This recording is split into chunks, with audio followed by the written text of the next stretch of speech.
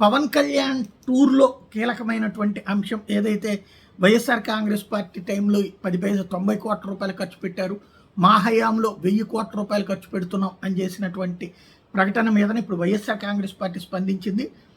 2019-23 వరకు చూసుకుంటే 4 ఏళ్లలో గిరిజన ప్రాంతాల్లో 694 కోట్లు ఖర్చు చేశాం.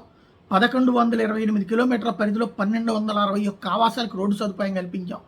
గిరిజన సంక్షేమ శాఖ ద్వారా 127 ఆవాసాలకి కవర్ చేస్తూ 236 కోట్ల వ్యయంతో 473 కిలోమీటర్ల రహదారులు నిర్మాణం చేశాం.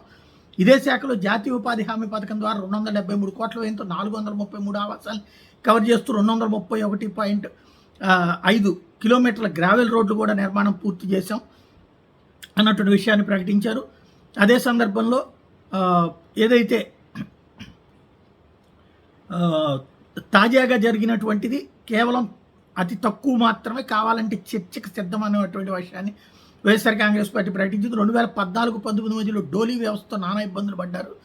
అలాంటిది మేము వచ్చాక ఈవెన్ అంబులెన్సులు, ఏది 2 వీలర్ అంబులెన్సులు కూడా ఏర్పాటు చేశాం అన్నటువంటి విషయాన్ని చెప్పుకొచ్చారు.